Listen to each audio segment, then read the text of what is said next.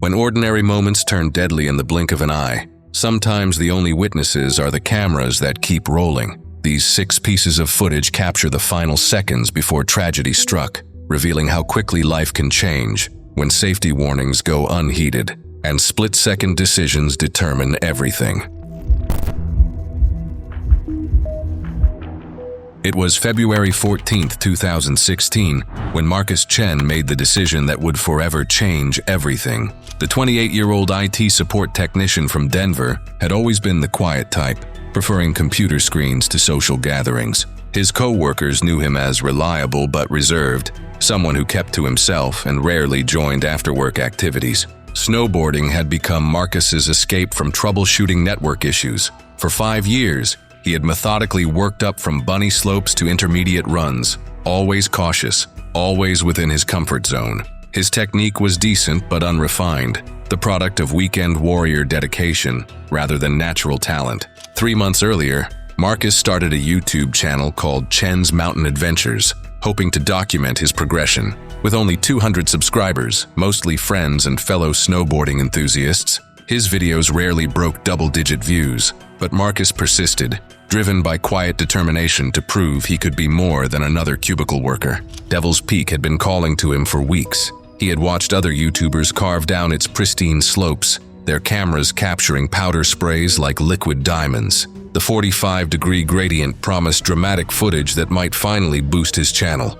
What Marcus failed to research was why those slopes remained so perfectly untouched. At 6 a.m. on that Valentine's morning, Marcus arrived at Devil's Peak alone, his chest-mounted GoPro recording. The parking area was eerily empty, and multiple orange warning signs caught his attention briefly. Avalanche danger, they proclaimed. But Marcus had seen similar signs at other mountains where he had snowboarded safely. His inexperience with backcountry conditions made him dismiss the warnings as standard legal protection. The hike took 45 minutes, his breath forming crystalline clouds in -15-degree air. Marcus narrated his ascent, his voice betraying nervous excitement about his most challenging run yet. Wind had been working on the snow for days, creating what experts would later identify as a classic wind-loaded slab formation. At 7:23 a.m., Marcus began his descent, his board cutting confidently through the upper section. The GoPro captured every moment as he gained speed, his technique surprisingly smooth for someone attempting terrain beyond his skill level. About 200 feet down, he attempted a more aggressive turn. The moment his edge bit into the wind-loaded snow slab, physics took control. The fracture line propagated across the slope face with thunderous sound, creating a Class 4 avalanche measuring 15,000 cubic meters of moving snow. Marcus's camera recorded his realization that the entire mountainside was moving beneath him. The GoPro captured horrifying details as Marcus was swept up in snow traveling at 60 miles per hour, his body tumbling violently 800 vertical feet down the mountain. The camera recorded sickening impacts as he struck buried rocks and trees, suffering compound fractures to both legs and severe internal trauma. The avalanche came to rest in a natural depression, leaving Marcus buried under 12 feet of compacted snow. The GoPro continued recording for 3 minutes and 47 seconds, capturing only darkness and gradually slowing breathing before the battery died. Search and rescue teams began searching February 16th after Marcus failed to return home. The recovery took 6 days, hampered by unstable conditions. When they located Marcus using avalanche transceivers, the GoPro remained attached, its memory card intact. The footage became a sobering reminder of how quickly mountains turn deadly. Devil's Peak's warning system was upgraded with multilingual postings and detailed avalanche education. Marcus's YouTube channel, frozen at 200 subscribers, became an unintended memorial to respecting mountain warnings and understanding limitations. It was November 18, 2014, when the third shift at Midwest Chemical Processing Plant in Detroit became a nightmare that would forever change industrial safety protocols. James Thompson, 45, had been the backbone of the night maintenance crew for 12 years. A quiet, methodical man standing 5 feet 8 inches with calloused hands and graying temples, he carried the weight of responsibility both at work and at home. Divorced 3 years prior, James lived alone in a cramped apartment on Detroit's east side, working double shifts to meet child support obligations for his 2 teenagers, Sarah and Michael. His co-workers knew James as the guy who never missed a shift, and always followed procedures. What they didn't know was that beneath his reserved exterior, James harbored growing concerns about the plant's aging infrastructure. He'd noticed corroded fittings and pressure irregularities, but management seemed more interested in production quotas than safety reports. That's when his 17-year-old son, Michael, a tech-savvy high school senior, set up a cloud backup system on his father's smartphone, teaching him how to record and automatically upload videos as evidence of safety violations. For 3 weeks, James had been quietly documenting his concerns. Short clips of leaking valves and corroded pipes are automatically uploaded to cloud storage, creating an inadvertent digital diary of industrial negligence. The night shift on November 18th started normally. James clocked in at 11 p.m. and began his rounds. Near Tank 7, pressure readings were climbing beyond normal parameters, and the emergency release valve showed severe corrosion. At 11:47 p.m., James pulled out his phone and began recording, narrating his observations. The live stream captured his methodical approach as he attempted to manually release the dangerous pressure buildup, describing the corroded fitting that had been flagged but never addressed. What happened next unfolded in terrifying slow motion. The corroded fitting failed catastrophically. The tank ruptured with explosive force, releasing a massive vapor cloud. Within seconds, the cloud found an ignition source from a nearby electrical panel, creating a fireball that engulfed the entire section. The live stream continued for 8 more seconds, recording the initial blast before connection was lost. James suffered burns over 95% of his body, his respiratory system destroyed by superheated gases. He died within 30 seconds, a victim of the very hazards he'd been documenting. The explosion shook buildings 2 miles away, bringing fire departments racing to the scene. The plant's evacuation procedures prevented additional casualties. Michael accessed his father's cloud storage, discovering the automatically uploaded footage that captured the exact moment of disaster. The video became crucial evidence for OSHA investigators, revealing the precise sequence of equipment failures and management negligence. The wrongful death lawsuit resulted in a multi-million-dollar settlement and sweeping safety changes. James Thompson's final documentation had exposed systemic failures endangering countless workers. Today, the plant operates under new safety standards requiring digital documentation with automatic cloud backup. James's legacy lives on in every safety report uploaded, ensuring no workers' concerns are ignored. It was March 22, 2018, when a routine construction day in Manhattan's Upper East Side turned into a catastrophic reminder of how quickly industrial accidents can shatter lives. Miguel Santos, 26, had been chasing the American dream for 3 years since immigrating from Guadalajara, Mexico. Standing 5 feet 6 inches with muscular arms earned from manual labor, Miguel possessed infectious optimism, despite the language barrier that sometimes left him nodding along to conversations he only half understood. Living in a cramped Queens apartment with his wife Carmen and 18-month-old daughter Isabella, Miguel worked construction 6 days a week, sending half his paycheck to his elderly parents in Mexico. His limited English made him hesitant to speak up, but his work ethic was legendary on job sites. Miguel had discovered that volunteering for extra duties like social media documentation could earn overtime pay. The construction company required progress footage for their website, and Miguel eagerly volunteered, seeing it as an opportunity to prove his value beyond manual labor. The 47-story luxury residential project on East 79th Street was behind schedule, creating pressure that trickled down to workers like Miguel. Project foreman Rick Castellano, known for cutting corners, had positioned Miguel near the crane's base with instructions to capture dramatic close-up shots of concrete beam lifts. What Miguel didn't know was that Castellano had deliberately placed him inside the crane's exclusion zone, the safety perimeter that should have been off-limits during lifting operations. The foreman wanted impressive footage for clients, and Miguel's eagerness made him perfect for the dangerous assignment. At 2:30 p.m., Miguel stood directly beneath the towering 150-foot crane, phone in hand, filming as operator Antonio Reyes attempted to lift a massive 5-ton concrete beam. The crane, a 20-year-old model working overtime for months, groaned under excessive weight beyond its rated capacity. Miguel's phone captured the critical moment when the overloaded boom began to buckle. The footage showed the exact instant when the weld joint at the boom's base, weakened by metal fatigue from months of overuse, started to crack and fail. The recording continued as the massive steel boom snapped completely, the 150-foot structure beginning its deadly descent directly toward Miguel's position. Despite the chaos above, Miguel remained focused on filming, unaware that death was falling from the sky. The boom struck Miguel with devastating force after its 150-foot fall. He suffered catastrophic crushing injuries to his head and torso, dying instantly from the impact. His phone continued recording for several seconds before going black. Antonio survived in his operator's cab but suffered severe psychological trauma. The experienced crane operator, who had repeatedly warned management about the equipment's deteriorating condition,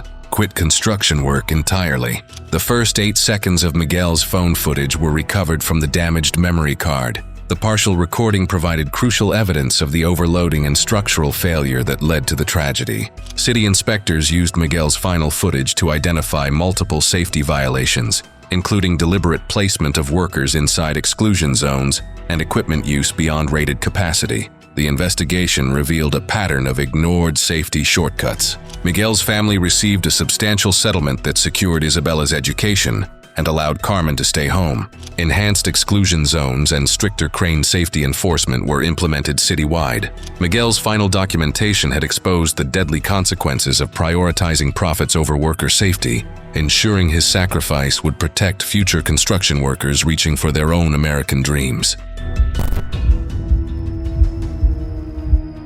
It was October 8, 2017, when the unthinkable happened to Frank and Margaret O'Brien in Pine Ridge Community, Northern California. Frank, 67, was a methodical man who had spent 35 years delivering mail through rain and shine. His meticulous nature made him a favorite among residents who could set their clocks by his punctual deliveries. Margaret, 64, possessed the nurturing spirit that made her beloved by countless children during her 20-year tenure, serving lunch at the local elementary school. Her warm smile and extra portions for hungry kids earned her the nickname Grandma Maggie among students. Both lived on modest pensions in their cozy mountain retreat, a small wooden home they had purchased 10 years earlier when rising housing prices forced them from the valley below. The 1,200-square-foot cabin represented their American dream on a budget, complete with a wraparound porch where they spent evenings watching deer graze in their yard. The couple had always been practical about their financial limitations.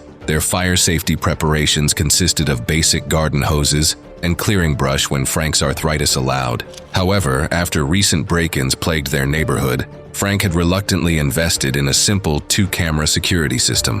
One camera monitored their front porch, while another watched their living room, both automatically uploading footage to cloud storage every 30 minutes. That fateful afternoon at 3:15 p.m., both cameras were recording when unexpected wind shifts transformed their peaceful Sunday into a nightmare. The exterior camera captured the terrifying speed at which flames consumed their wooden fence and the dry vegetation surrounding their property. Within minutes, their sanctuary became a death trap as embers ignited their roof shingles. The footage revealed Frank's desperate attempt to protect their home, wielding their garden hose against the advancing inferno. His methodical postal worker precision served him even in crisis, as he systematically wet down the house exterior, starting with the most vulnerable areas. However, the thick smoke overwhelmed his aging lungs, and he collapsed near their front steps, still clutching the hose. Meanwhile, the interior camera documented Margaret's frantic efforts to gather their important documents from the living room.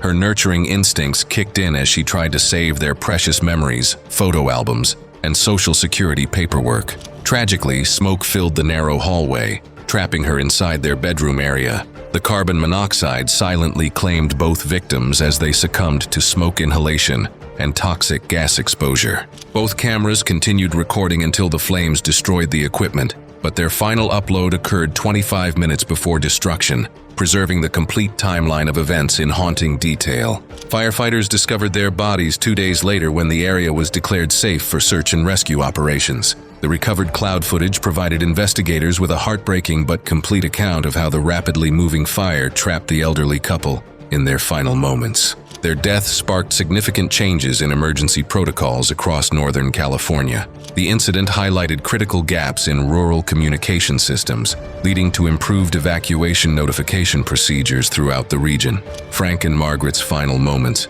preserved by technology Frank had installed for security, became a catalyst for protecting other families from similar tragedies. The O'Brien story serves as a sobering reminder of how quickly nature's fury can overwhelm even the most prepared individuals, and how their legacy continues through the safety improvements their sacrifice inspired.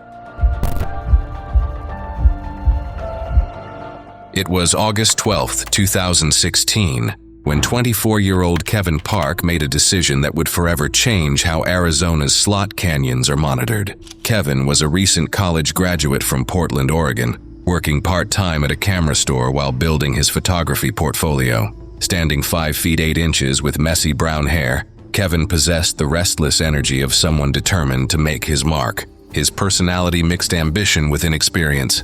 Kevin had discovered slot canyon photography just 6 months earlier, after seeing stunning images online. The narrow, sculpted passages captivated his imagination, though he remained a novice hiker with only 3 previous canyon explorations in safer areas. Kevin was staying at a rundown Page, Arizona motel, surviving on a $200 budget for his week-long photography vacation. His beat-up Honda Civic contained basic discount hiking gear, and his most valuable possession was a mid-range DSLR camera he'd saved months to afford.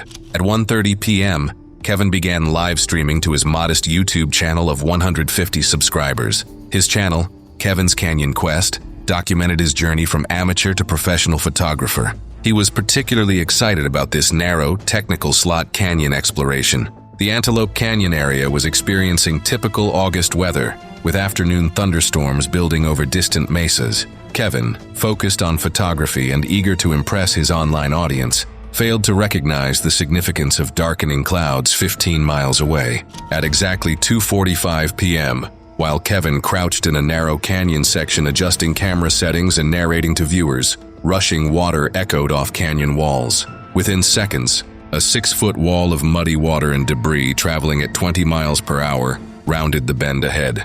Kevin's live stream captured everything. His voice shifted from excitement to panic as he realized his situation. The smooth, sculpted walls offered no handholds or escape routes. Kevin attempted to climb, his sneakers slipping against polished sandstone as water rose around his legs. The torrent swept Kevin 200 yards downstream in 30 seconds. His phone recorded the chaotic tumble through churning brown water filled with rocks and debris. The final moment showed Kevin's head striking a large boulder before the phone submerged, ending the broadcast. Kevin suffered a severe skull fracture and drowned in turbulent floodwater. His body became wedged between rocks as the flood continued through the canyon system. Search and rescue teams, alerted by concerned viewers who witnessed the live stream, found Kevin's body 12 hours later when the water receded. The recovery required specialized equipment and experienced canyon rescue personnel. Kevin's tragic death sparked significant safety changes. Authorities installed improved warning signs about flash flood dangers at canyon entrances,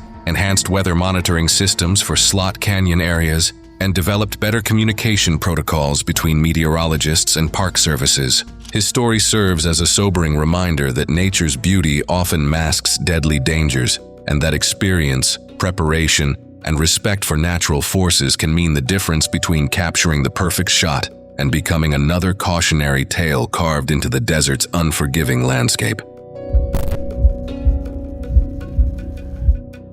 It was March 15, 2014, when Danny Rodriguez's dedication to safety protocols couldn't save him from a preventable tragedy at Quick Stop gas station in suburban Houston, Texas. Danny, a 41-year-old father of 2 teenage sons, had been working the graveyard shift at the station for 3 years. His wife, Maria, often worried about him working alone during those quiet 2 a.m. to 6 a.m. hours. But Danny was methodical and cautious by nature. Exactly the kind of employee you'd want handling fuel and potentially dangerous equipment. His supervisor frequently praised his attention to detail and commitment to following every safety procedure to the letter. For weeks, Danny had been reporting a persistent gasoline odor near pump number 3. Despite his repeated requests, management kept postponing the professional inspection, citing budget constraints and claiming the smell wasn't strong enough to warrant immediate concern. Danny's meticulous nature made him check that area multiple times each shift, documenting the issue in his daily reports.